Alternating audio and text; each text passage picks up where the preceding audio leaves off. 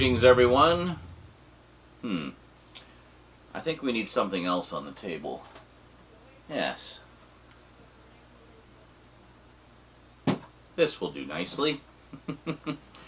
Well, it is package opening time again. We got another package from a longtime viewer and friend of the Multimedia Chronicles, JetBlast68. Yes.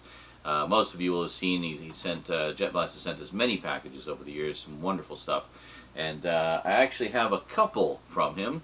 We're going to do the first one today. We're going to do the second one in an upcoming video. So, hey, got to milk the content, right?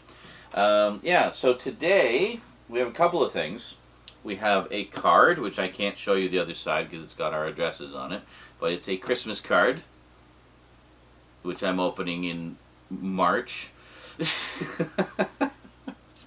I think it's a Christmas card. Yeah, it's got to be a Christmas card. It's got Christmas stuff all over it. Cool. So it's to Sean and Rose and Church and Eclipse, or our cats, of course.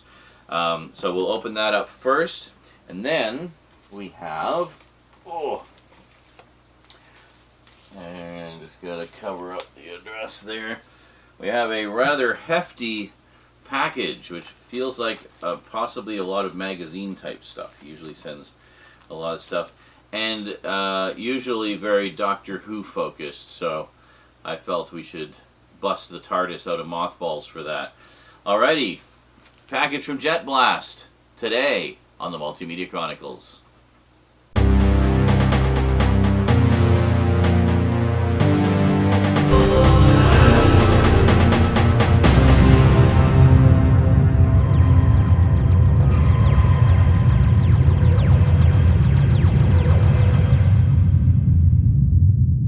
Welcome back.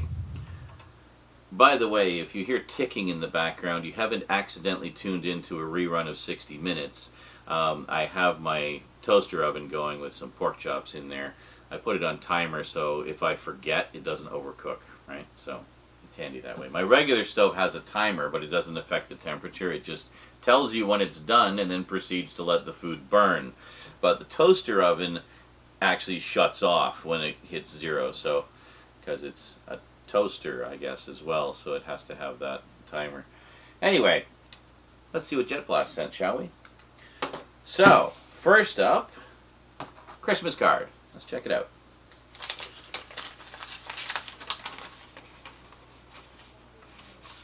Oh, very cute.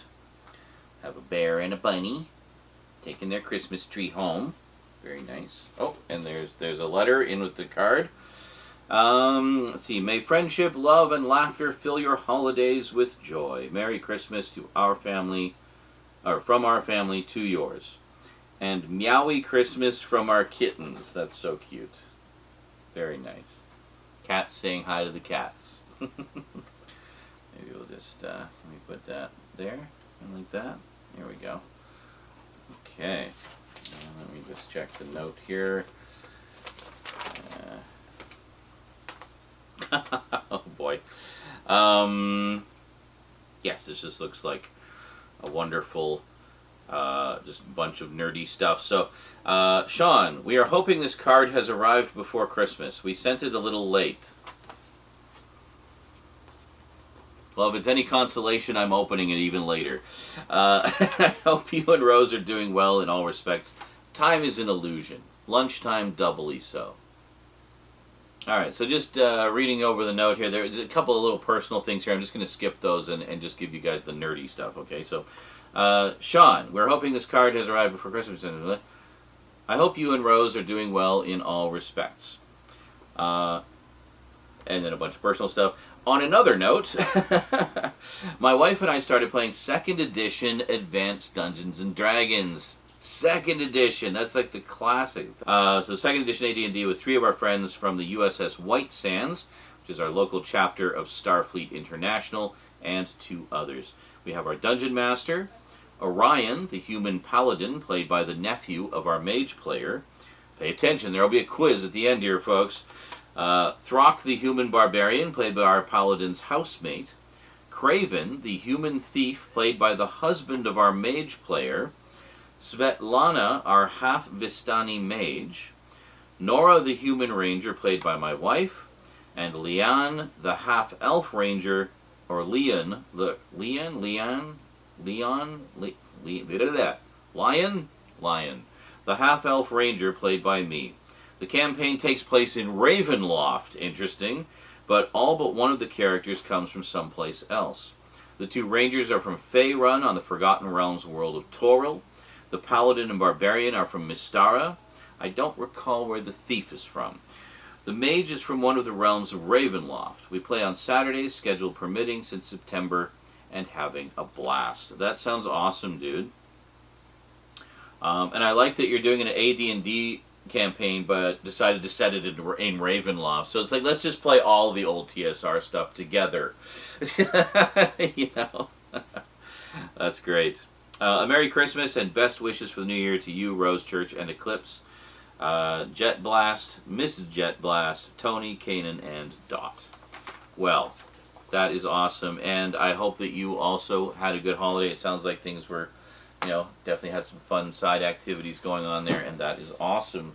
All right, let us see what is in the new package. There's addresses on both sides here, so I'm going to, let's see. So we got to figure out the best way to get into this beast. I guess we could just start by just kind of cutting the tape and seeing where things open up. I want to be very careful here because I know there's like magazines and stuff, so want to make sure not to cut into it at all if we can help it. Okay, I see. The flap is up at the top here. I think, yeah, I think we can get, if I can get here. Did I get it? Yeah, there we go. Okay. So then we have the, okay, I think I can get it here. Just directly towards the face. Perfect. And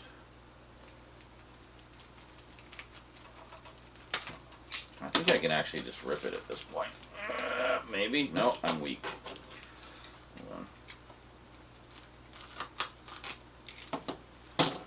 That'll give us enough give. Yeah, there we go. Okay. Oh, that was really close. I came really close to slicing something there, so I'm glad I didn't. Alright, so let's, here,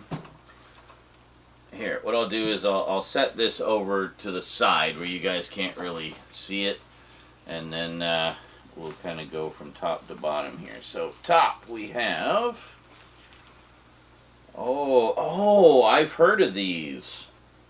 Oh my goodness. What? From the makers of Doctor Who magazine, we have Into the Vortex. All 311 stories in one bookazine. What?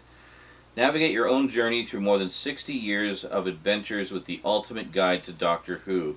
The makers of Doctor Who magazine present a lavishly illustrated 224-page bookazine with essential details of every story broadcast from 1963 to the present day.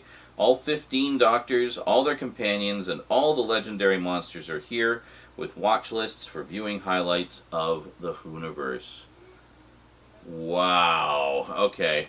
Well, hold on. We got to get the little sticker thing off of here. Let's see if I can get some of the stickiness off. Yeah, there we go.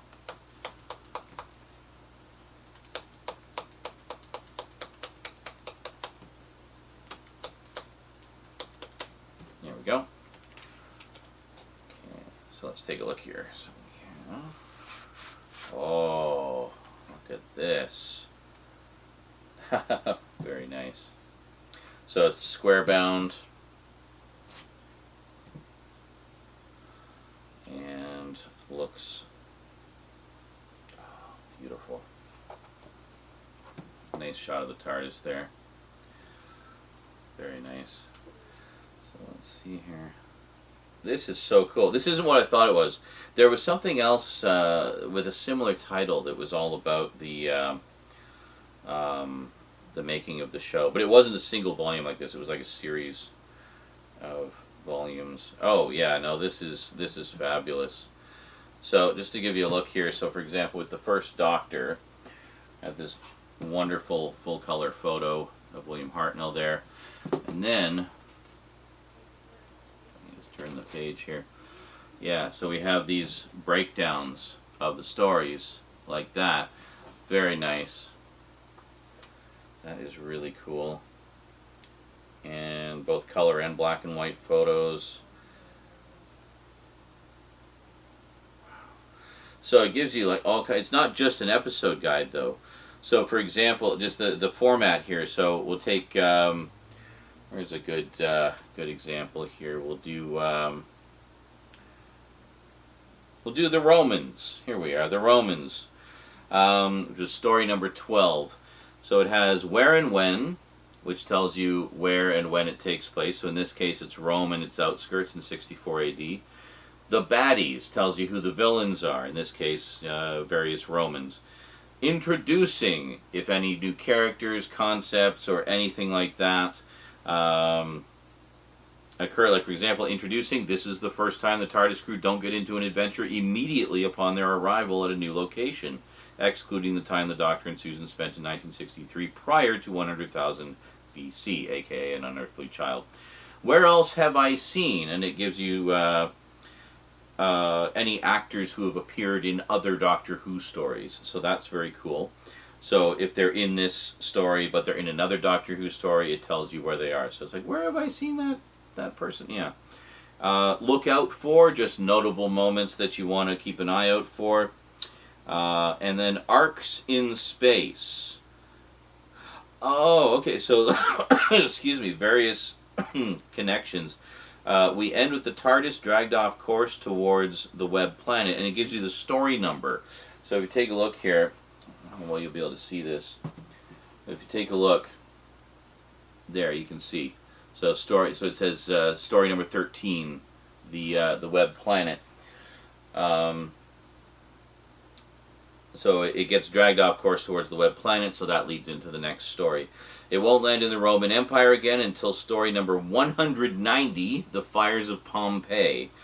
The Doctor can't play the lyre and doesn't pick up another musical instrument until he unearths a recorder in story number 30, The Power of the Daleks. So that is very cool. So we got all these. So what else is there? Is it just this format basically through the whole thing, I'm guessing? Yes. Fabulous. So it looks like it goes up to Ncuti Gatwa's first season. So it doesn't have the last season, but I mean that's darn near everything. It's fantastic. Wow. Okay. Well, that's one item. This could be a long update. Or a long package opening. So now we gotta very carefully put this back in the slip box.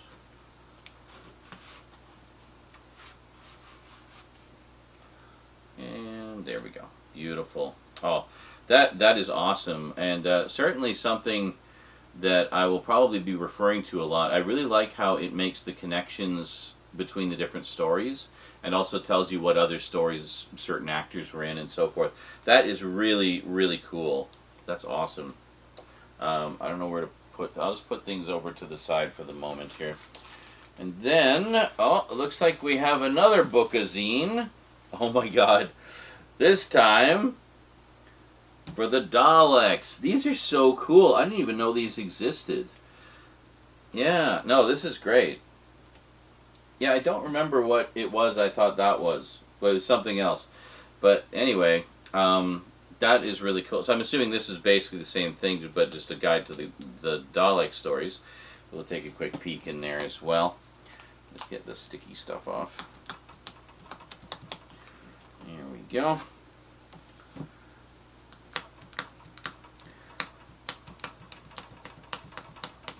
That's the TARDIS rattling, by the way.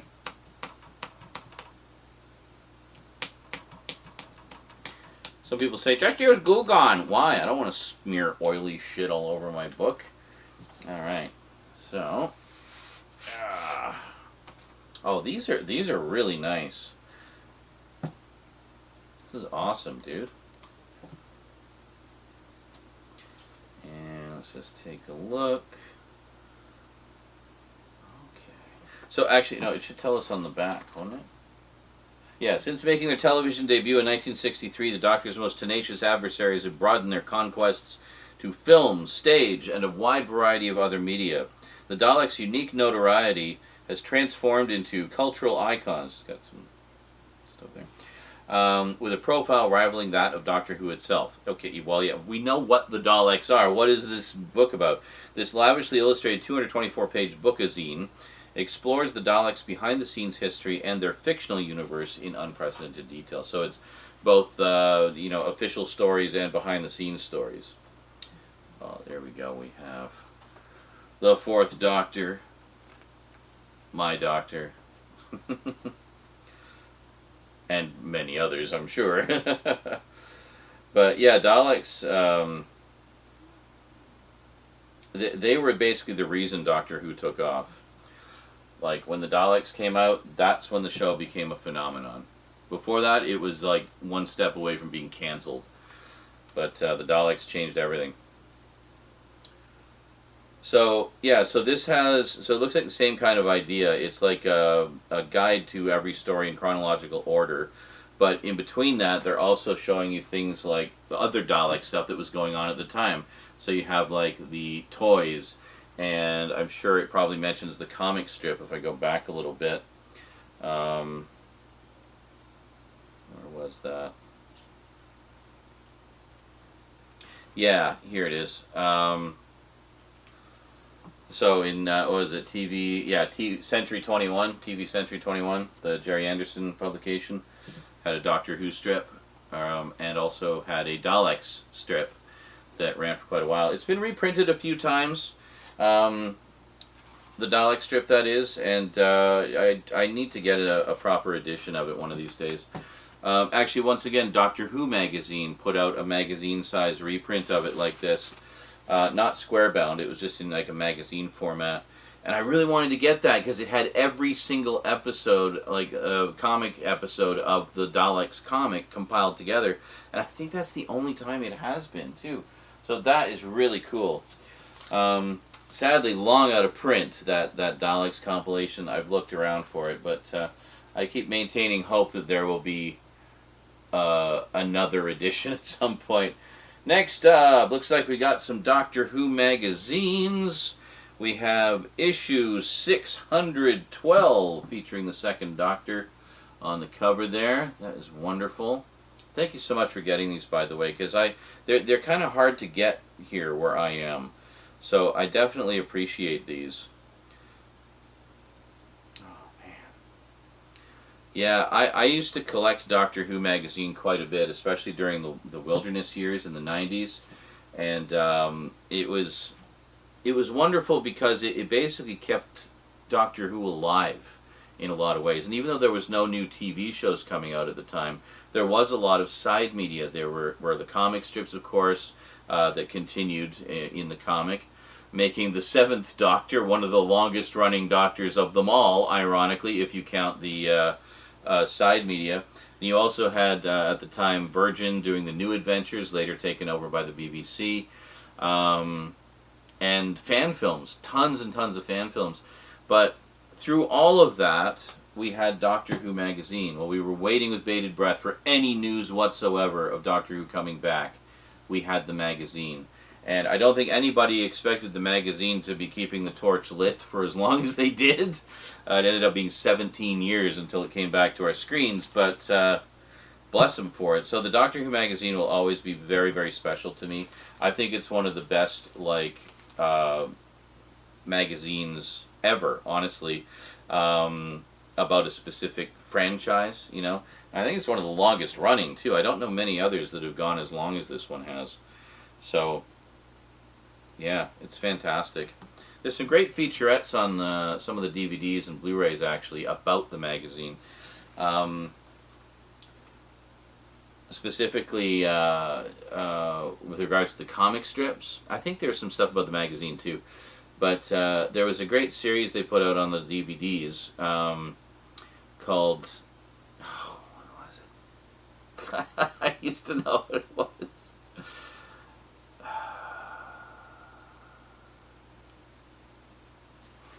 Could just pull one off the shelf and see what it was, but I don't remember which ones they were on. Yeah, I can't remember. Anyway, they had a series of featurettes, about half hour, 45 minutes or so, about the comic strip. Well, about all the Doctor Who comics, actually, but primarily the comic strip in the magazine. And the comic strip was like the only sort of official media. Well, and I think those pork chops are almost done. We'll grab them after we finish up here. Oh, we have the 2025... My pork chops are done. Anyway, the 2025 yearbook with Shurigawa and What's-Her-Face, who played What's-Her-Face. Yeah. Oh, a receipt. I don't think I can return things from here. Not that I would anyway. But, oh, this is lovely. Oh, and it actually goes month by month. Oh my god, it actually is a proper yearbook. Going month by month, telling you all the Doctor Who stuff that happened each month. That's actually kind of cool. That you get the, yeah, see, so we started January and presumably work our way through the whole year. It tells you what was going on in the comics and the show and merchandise and yeah, see like books that came out that month and all kinds of stuff. That's really cool. That'll be an interesting read. Oh, and even even like sort of overviews of what was going on in Doctor Who magazine, month by month. That's very cool. All right, excellent. Just like to say, I'm a little bit bummed that Shurigawa only got 2 stinking seasons, and short seasons at that. Should have had at least 3. Oh, that's the back cover. Oh, the front cover is the same subject. We have 50 years of the 4th Doctor. I was a little afraid that I was going, oh, at an ad for something completely different that was just happened to be on the back of the magazine. But no, it is this. So it's another special edition of, what did I just say, about my Doctor, Doctor number 4, the guy with the scarf, Tom Baker. Oh, yes. 20 Greatest Moments, exclusive interviews, new fiction by Christopher Bidmead. That's cool. He's one of the original writers. Oh, man.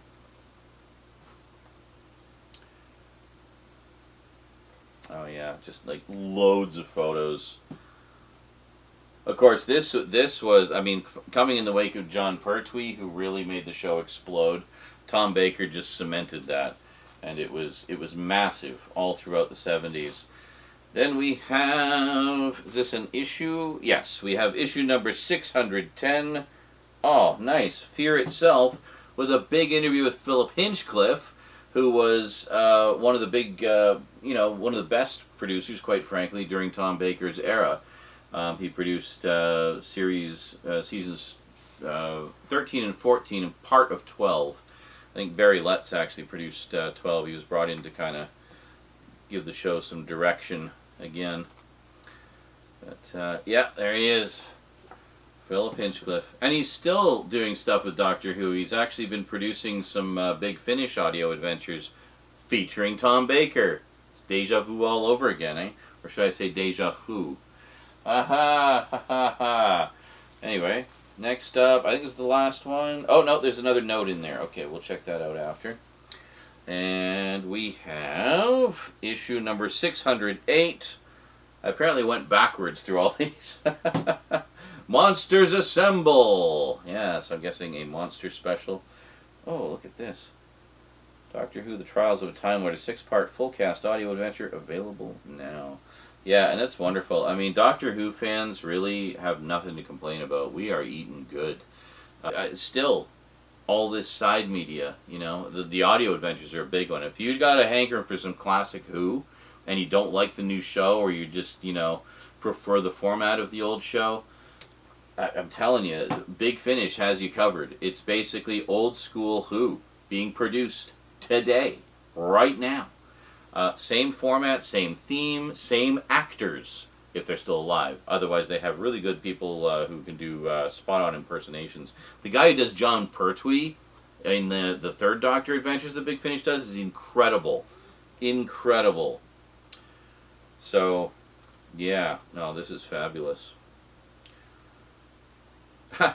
Speaking of which, there's Nicholas Briggs, one of the founding fathers of Big Finish and the voice of the Daleks. Yeah, fan who ended up working on the show. That happens a lot in Doctor Who, actually. They're very accessible in that respect. Alrighty, so now, look at that. That is a nice little stack of Who. Let's do this. There we go. Probably see it with the spines there. Yes. Those special editions are awesome, by the way. That's really cool.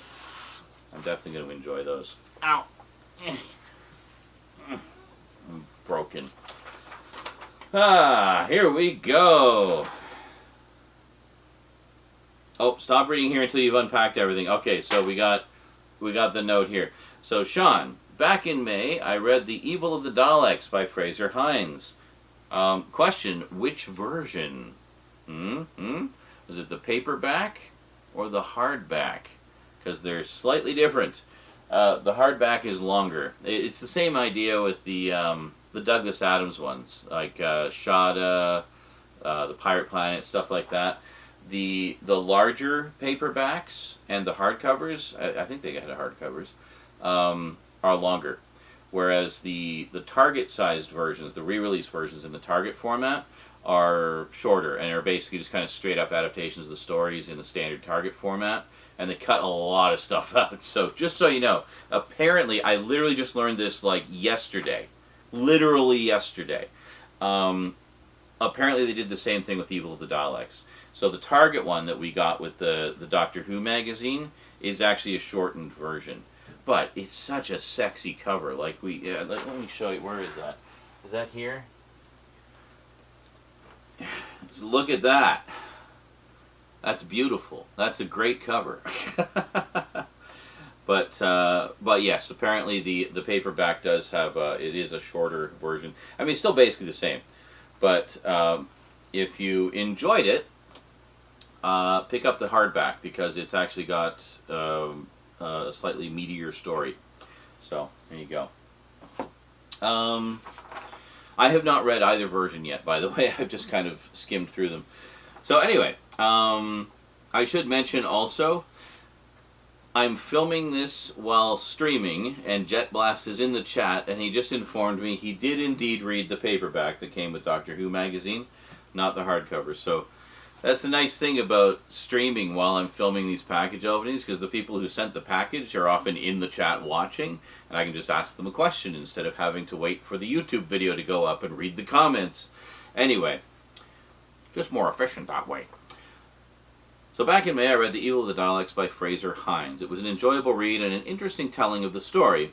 If you haven't read it yet, the prologue starts with Jamie recalling how he and the Doctor were introduced to Zoe and how she came aboard the TARDIS. Then the Doctor hooks himself to the TARDIS and shows Zoe how they met Victoria and battled the Daleks. Yes.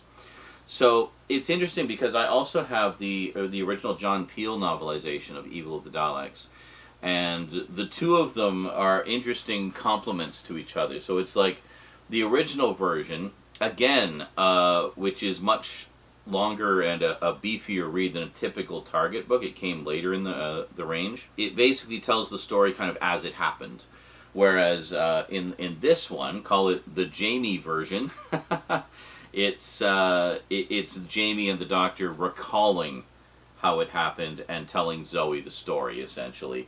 So I think at one point Jamie gets frustrated with how the Doctor is telling the story and actually takes so he's like, You're not telling it right. Let me tell it." Terrible Jamie impression. But so a lot of it is from Jamie's perspective, which is great. And the fact that Fraser Hines, Jamie himself, wrote it is even more of a treat. So even, then this goes to all the Doctor Who fans watching, even if you have the John Peel version, the old version of Evil of the Daleks, I'd still recommend picking this up. Well, you probably won't be able to get the paperback because it was an exclusive with Doctor Who magazine, and I don't think they're planning to offer it separately. So good luck on that. The hardcover, however, you can get quite easily. You can find it at any major book store that carries Doctor Who books.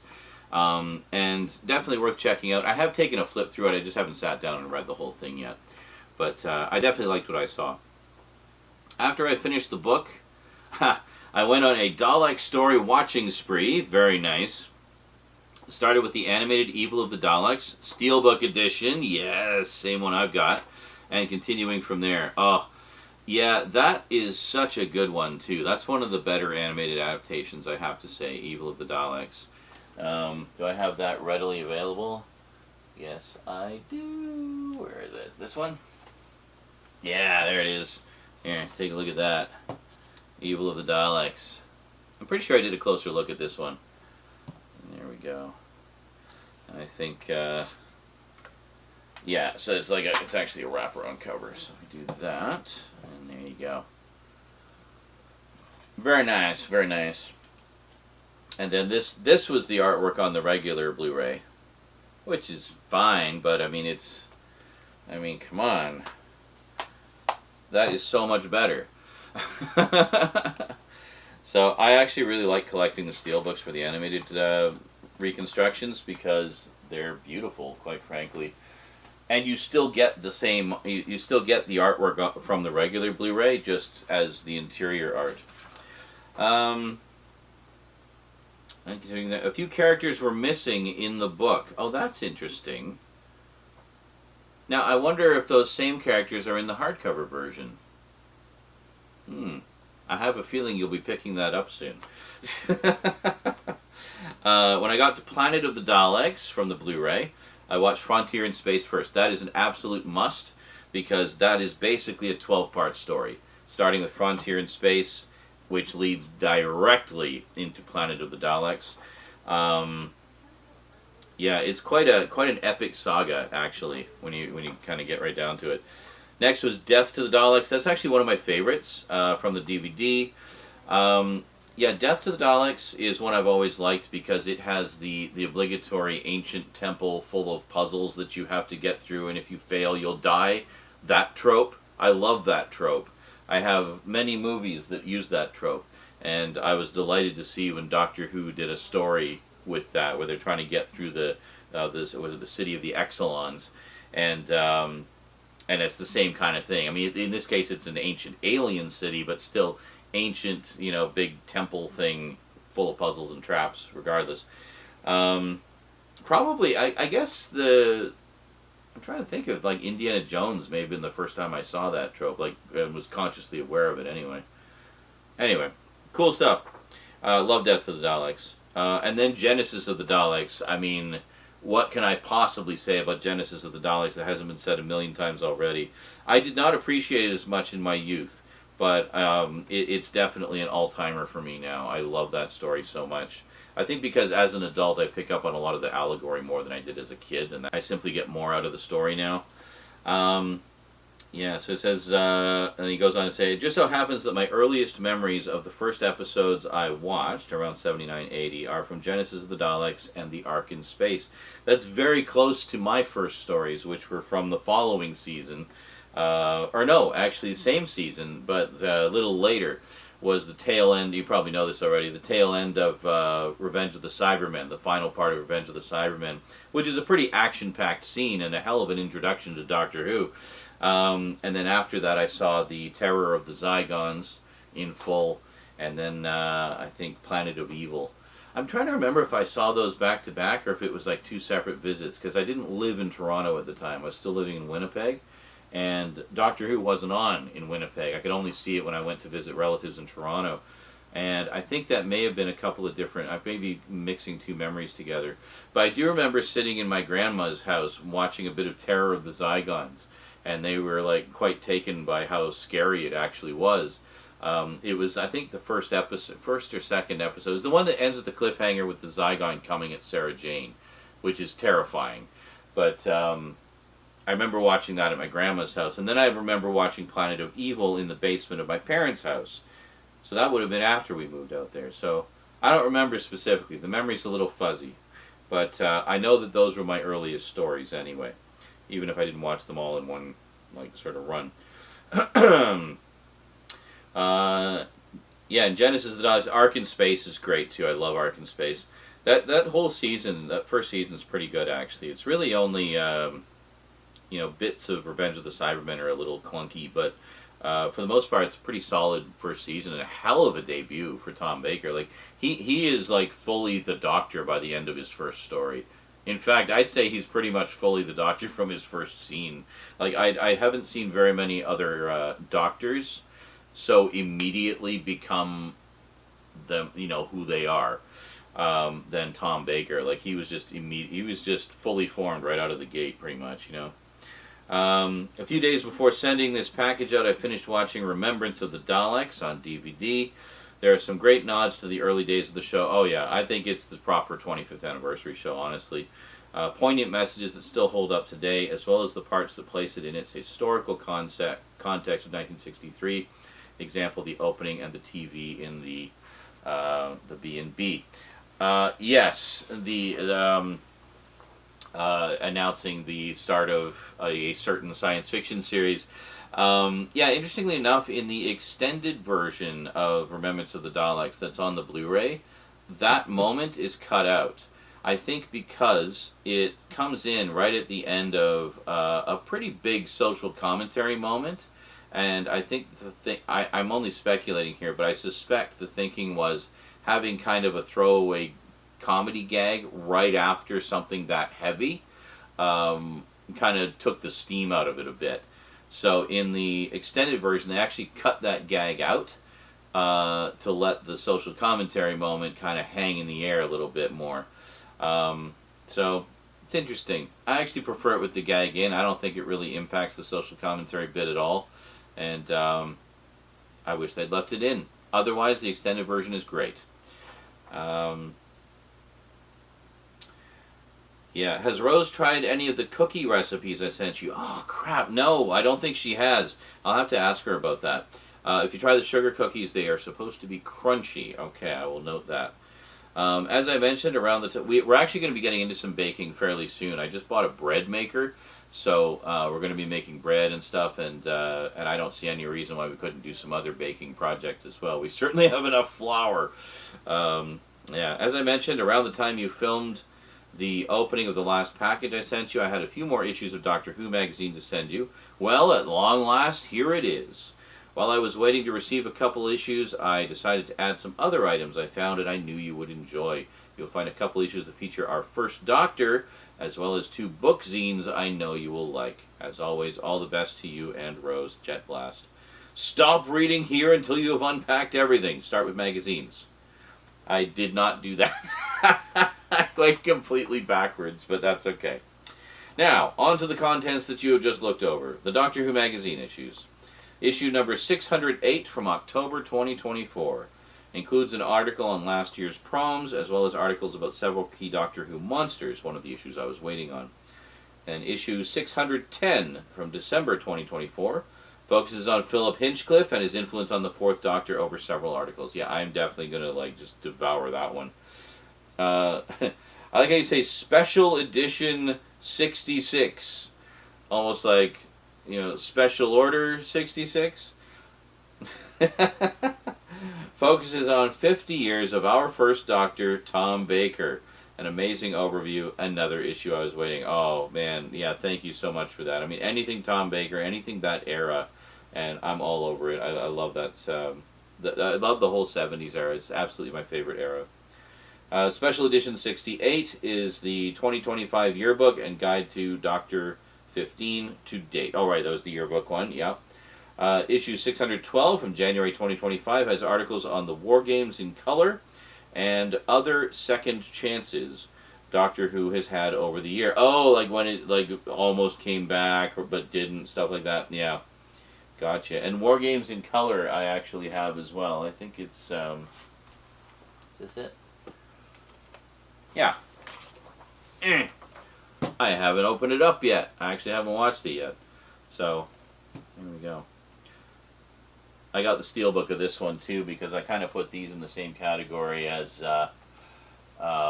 the animated reconstructions because I consider them, i.e. they are alternate versions of otherwise, existing stories, as it were. Well, existing in that, there is an original form that we don't currently have access to, so we have this alternative presentation, i.e. the animated reconstructions. And I kind of lump in the in-color ones that they've been doing into the same category because they're alternate presentations of these stories that is, it's meant to make the stories more accessible to a modern audience, I guess, is the idea, but, while retaining the essence of them, but they are not the canonical versions. So anyway, I have that in that section. And the book zines. Daleks, the Ultimate Guide, covers the history and phenomenon that is the Daleks. And Into the Vortex is a story episode guide from the start to 15's first season with some how to watch spots. The last item I added. Again, enjoy your reading and all the best to you and Rose. JetBlast. Wow. That's awesome, dude. I'm going to have to make more room for, I think I can shuffle some things around. I need to find a better spot for my magazines, I think, because I've got not just the ones that you've sent, but the ones that I collected back in the day, too. But that is wonderful. That is fantastic. Whew, well, I'm going to go eat those pork chops now, because they're smelling really good. And, yeah. So that is it from me to you for now. Huge thanks to JetBlast for yet another epic package of Doctor Who goodness. Definitely going to enjoy going through all of this stuff. And I think Into the Vortex is going to become my new Doctor Who Bible as far as rewatches go. Alrighty, that is it from me to you for now. So thanks for watching, and until next time, sayonara.